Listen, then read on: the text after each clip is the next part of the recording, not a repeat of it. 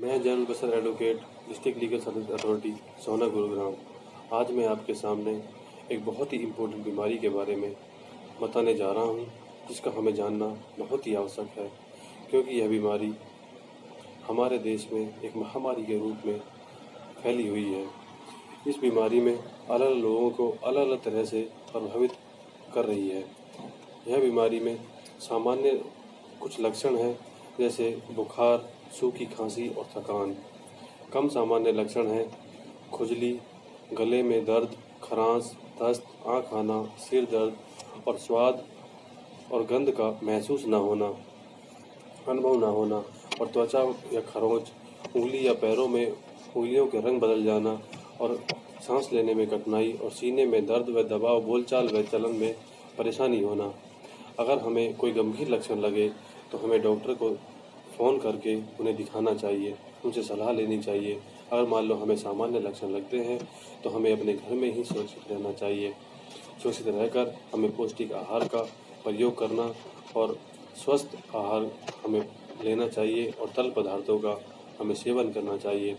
हमें सार्वजनिक संस्थाओं, स्वास्थ्य संस्थाओं के अनुसार जो हमें गाइडलाइंस दी गई है, उनके अनुसार ही हमें अपने आप को सुरक्षित रखना है और उनके कहे अनुसार हमें बार बार हाथ धोना और ऐसी हैंड वॉश जो अल्कोहल रहित हैंड वॉश हमें यूज़ करना, हमें प्रयोग में लाना, जिससे हमें इन लक्षण बचा जा सकता है, इस बीमारी से बचा जा सकता है। इस बीमारी के लक्षण 5 से 6 दिन में हमें दिखाई देने लगते हैं। कुछ सामान्य लोगों में अलग अलग लक्षण होते हैं, जो कि 14 से 15 दिन के बीच दिखाई देते हैं। इस बीमारी से बचने के लिए हमें सबसे पहले अपने पौष्टिक आहार और तरल पदार्थों का सेवन करना चाहिए और हमें सुरक्षित रहना चाहिए। और जैसे हमें खांसते और छींकते वक्त अपने या तो टिश्यू पेपर या कोहनी का इस्तेमाल करना चाहिए और जो लोग ज़्यादा खांसते हों उनसे हमें बचना चाहिए।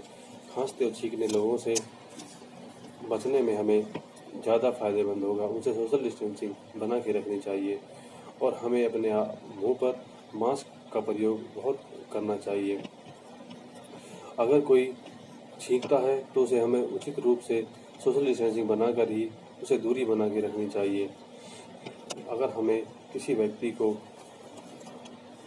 कम बीमारी है, महसूस होती है कि मैं घर पर रहकर ही ठीक हो सकता हूँ, तो उसे घर पर ही रहकर एक कमरे में रहकर ही अपने आप को सुरक्षित रखना चाहिए और पौष्टिक आहार खाना चाहिए और डॉक्टरों की सलाह के हिसाब से उन्हें समय समय पर दवाइयाँ और पौष्टिक आहार और अपने सुरक्षा के लिए उपाय करने चाहिए।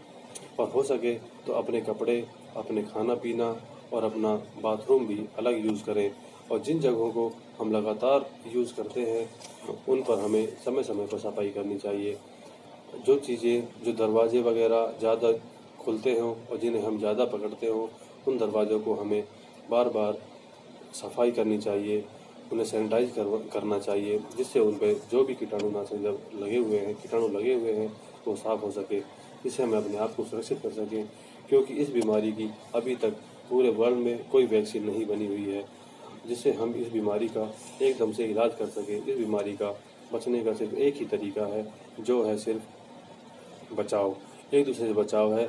यह बीमारी एक दूसरे के छूने से नहीं फैलती, यह बीमारी एक दूसरे के सांस की गंध से फैलती है, जो कि हमारे लंग्स में जाकर हमें नुकसान पहुंचाती है और यह बीमारी हमारे पूरे फेफड़ों को संक्रमित कर देती है, जिससे हमें सांस लेने में परेशानी होती है और हमारे सर में दर्द, गले में दर्द और हमें उल्टी, दस्त, ये सारी चीज़ें हमें 7 से 8 दिन में हमें होने लगती हैं। इस बीमारी से बचने के लिए हमें अपने डॉक्टरों से सलाह लेनी चाहिए और इस बीमारी से सुरक्षित रहने के लिए हमें WHO की जो गाइडलाइंस है उनका हमें यूज़ करना चाहिए, उन्हें हमें फॉलो करना चाहिए। मैं आपसे यही कहना चाहूँगा कि आप घर पर रहें, सुरक्षित रहें। धन्यवाद।